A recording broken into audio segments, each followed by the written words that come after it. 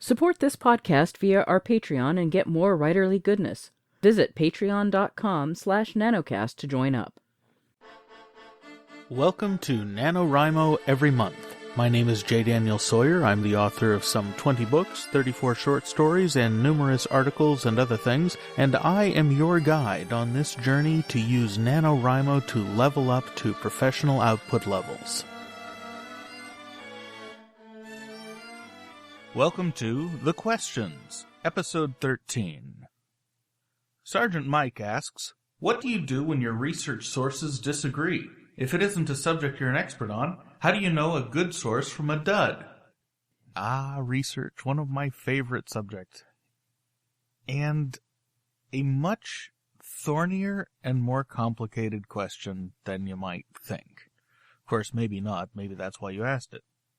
When it comes to triaging information, first define their terms.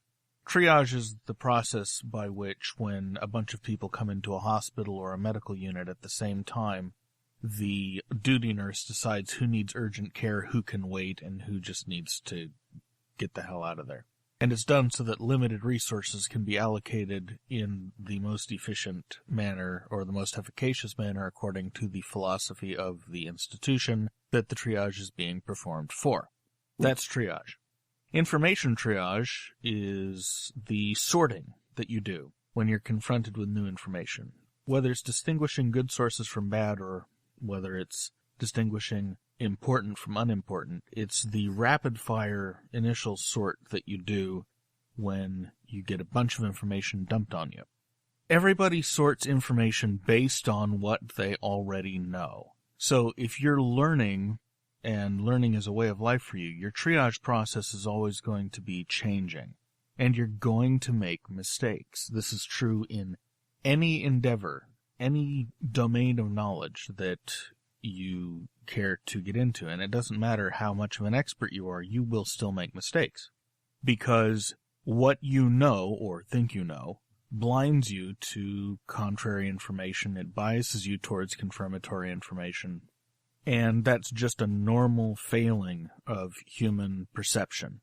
If you're serious about autodidacticism and self-education, you learn tricks to get around this perceptual bias, such as deliberately giving extra attention to matters that might threaten conclusions that you've already reached, or throwing that kind of disconfirmatory evidence on a pile to deal with later, which you then deal with once the pile gets so high and you take some time out from education on that subject and just dive into the disconfirmatory stuff.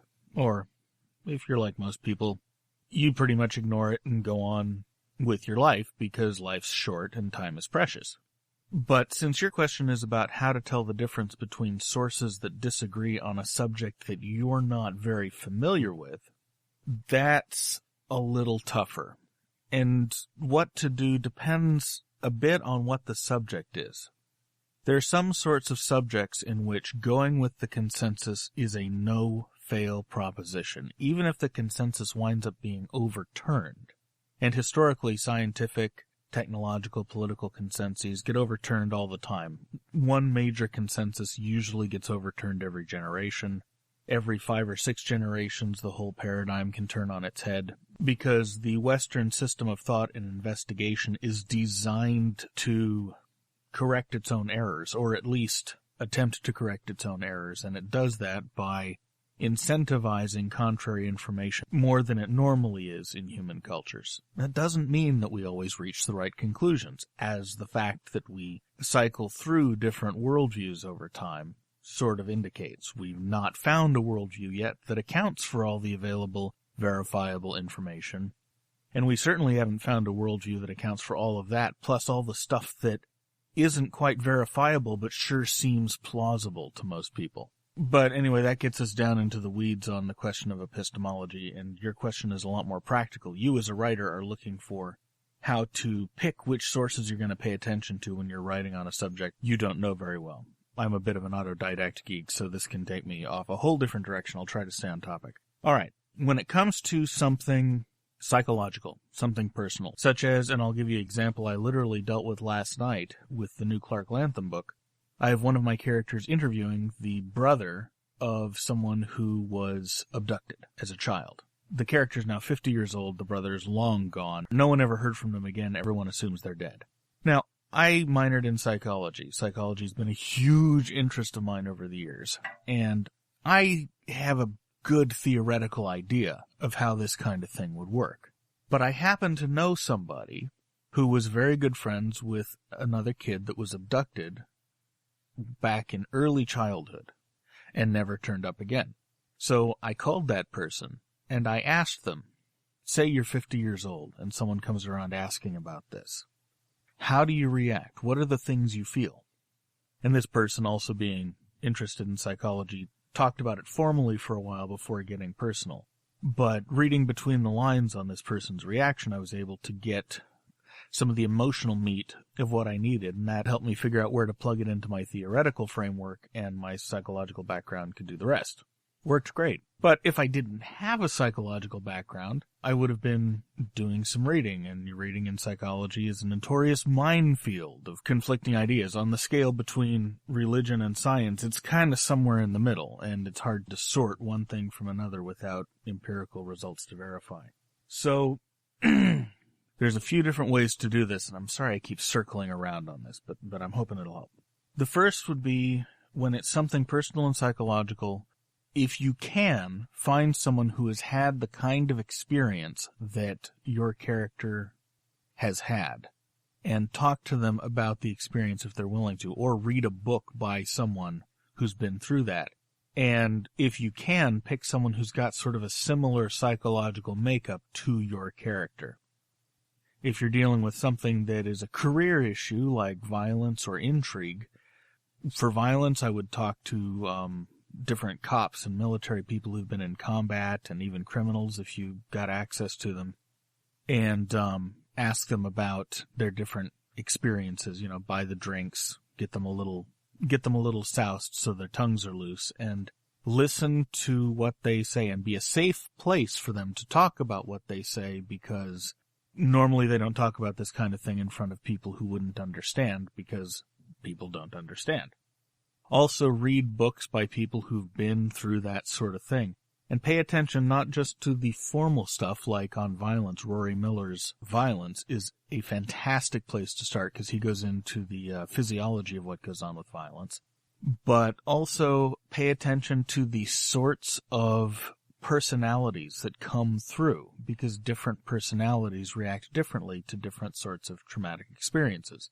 As you would know from being in the military, Sgt Mike. I'm assuming Sgt Mike is a military rank. It could be a police rank, but either way. So that's one. If it's a psychological thing, look for people with personal experience and then try to map what you learn onto your character's psychology type, and triage your information based on how your character would react given the differences between your character and the real people who you're researching.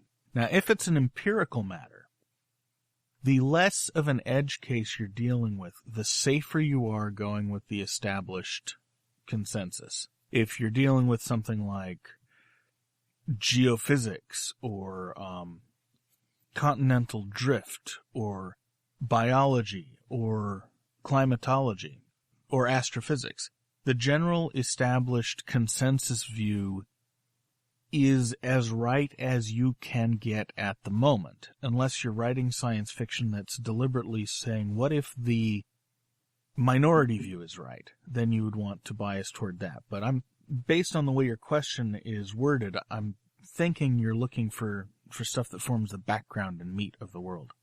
I would go with the consensus view, unless there's a good reason not to. Because it doesn't mean the minority view is wrong. It means that as far as we can tell with any sort of honest calculus right now, the consensus view usually has more going for it than the minority view. In the long run, it's probably true that neither one of them are correct, and that something else that incorporates all the data from both views is correct. But again, that's epistemology.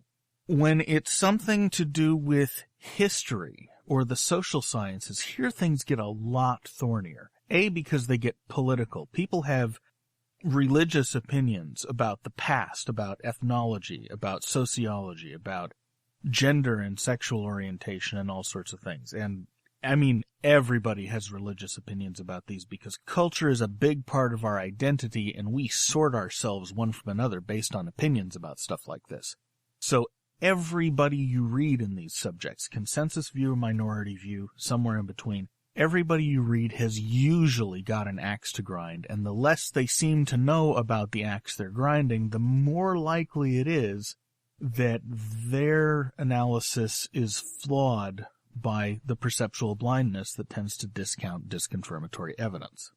When this happens, and it's something that's important enough to sort of sink your teeth into, there's a couple of good techniques that I use. One is I look for opposing scholars that directly oppose each other and make the arguments against each other. For example, if you're studying Afrocentrism, you would want to read Also Not Out of Africa by Mary Lefkowitz, and then read the replies that have been written to Not Out of Africa, so you get a sense of what the dialogue is and what the issues are at stake.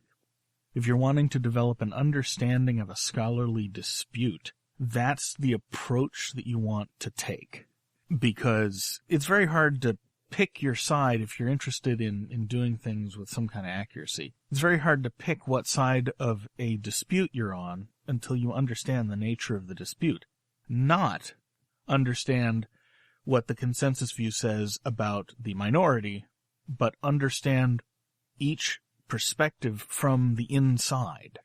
Because just like with Republicans and Democrats, or Catholics and Protestants in centuries gone by, it's impossible to honestly understand the worldview of someone, whether it's scholarly or personal, by reading only their critics.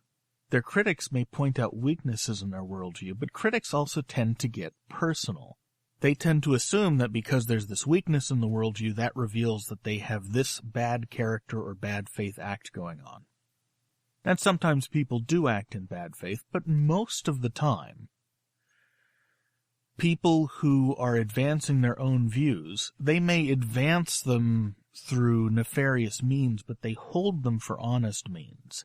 And if you can find out and understand why someone holds their views from their point of view, and then understand why their critics hold a different point of view from the critic's point of view, and then you look at how the two sides or more relate to each other, the criticisms they lob at each other when they get personal particularly will tell you a lot about how secure they feel about their own positions, or how rationally or irrationally those positions are held. The more irrationally a position is held, the more personal and nasty the criticisms of the other side tend to be. That'll get you sort of an understanding of whatever the contentious dispute you have going on is. Now, this depth of research is really good if what you're researching is going to be the central thing in your book. If you're writing a historical fiction piece about a doomed romance between an Irish Protestant and an Irish Catholic in the early 20th century, you would want to read contemporary historical evaluations of the period, but you'd also want to go back and read primary sources and get a sense of what each of those different factions thought and believed from inside their heads. It's the wonderful thing that writing allows us to do, is that sort of telepathy removed from time and place. Which all sounds like I'm telling you to become an expert, which is not exactly what you're asking. So let me see if I can come up with some shortcuts. All right, some quick cognitive shortcuts for research. When your sources disagree, bias towards the consensus view unless you've got a reason not to. And if you've got a reason not to, go with it, but know why you're doing it. If the subject is personal and non-empirical, and accuracy doesn't matter as much as believability, don't worry too much about it. And whether you're reading a majority or a minority view, look for telltales of motivated reasoning. Motivated reasoning is the kind of argumentation you get from a lawyer, where a plausible chain of logic is constructed, but that chain of logic only works if you first buy the conclusion. And then it's obfuscated a little bit so that it leads you along the garden path and it discourages you from looking at other what-ifs along the way. Motivated reasoning is the kind of self-justification that people come up with to explain to other people beliefs or conclusions that they've arrived at for non-rational reasons. And it may not always be clear to the speaker that that's what they're doing, But as you're doing your research, you'll notice that every source book that you read has a perspective and a point of view that it's exploring or advocating. And as you start to look at the way those writers argue, the way they construct their thoughts and posit their questions, you'll notice that some of them are so constructed that any of the available conclusions is sincerely possible, and when they take a fork in the road, they will explain why they took it. Others, frequently the ones that are more powerful reading, will construct their argument and rhetoric in ways that sort of preemptively dismiss conclusions that they don't intend to come to. And that narrows the scope of options very quickly. They're basically using a fiction writing technique in rhetoric. It's very effective storytelling, which is why it's more powerful. But if you're looking at two cases like that, and one is argued the first way and one is argued the second way, the first way is more likely to be correct. Doesn't mean it's necessarily correct, but it's more likely to be correct because the entire reasoning process is on display. Whereas the other style is designed to make you make emotional, intuitive leaps. It's a very efficient way to lay quick groundwork or to deceive people. It's not a very good way to convey detailed, in-depth information. So I would look for those kinds of argumentation styles as a basic triage mechanism for what to pay attention to, what not to. If you've got two perspectives and one's arguing one way and one's arguing the other, go for the rational argument. If you've got a number of sources with mixed argumentation styles on each side and they disagree, look at the strengths of the arguments and make as good a judgment as you can from where you are. You're not always going to be right. You may always be wrong, but that doesn't really matter so much as you're thinking about it, you're doing your best, and it's feeding your creativity and your story. If we were in an epistemology class, my take on that last bit would be a whole different thing. But this is about writing. This is fitness for purpose. And fitness for purpose is if you can use it to construct a plausible story and world that will be believable to your target audience, that you can invest in enough to let loose with your creativity, then as a novelist, you've done your job. Different genres require different levels of precision. Hard science fiction, way different than space opera. Historical fiction, incredibly exacting. Contemporary crime fiction, not that exacting at all, particularly with soft-boiled. The more exacting you are, the more they'll appreciate it. But in certain kinds of crime stories, the tightness of the puzzle, the characters, the voice are way more important than the accuracy of the details.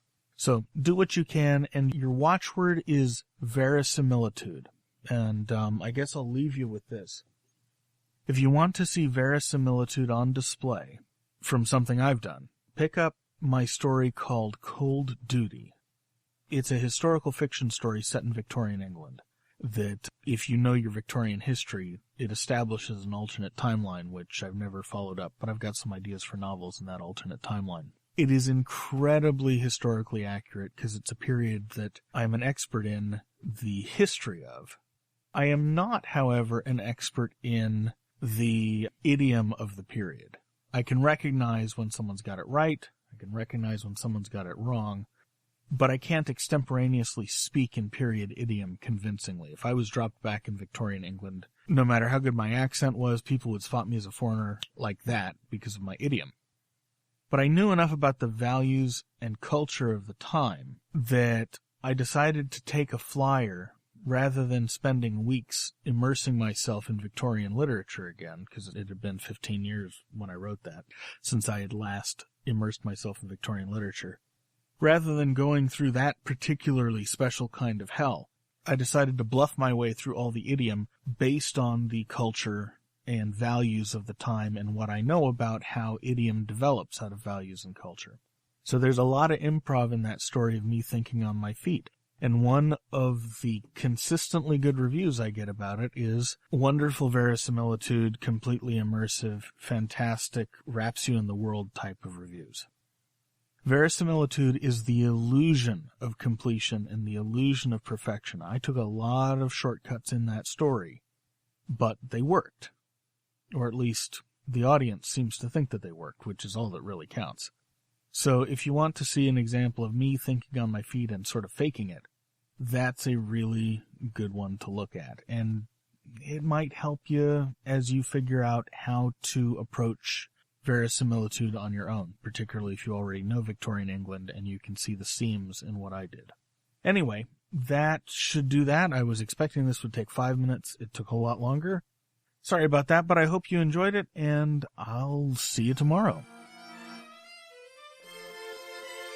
NaNoWriMo Every Month is written and presented by J. Daniel Sawyer and produced by Artistic Whispers Productions. Visit our website at NaNoWriMoEveryMonth.com and leave a tip in the tip jar to support this podcast. NaNoWriMo Every Month is copyright 2015 by J. Daniel Sawyer and Artistic Whispers Productions and released under a Creative Commons Attribution Non-Commercial No Derivatives license.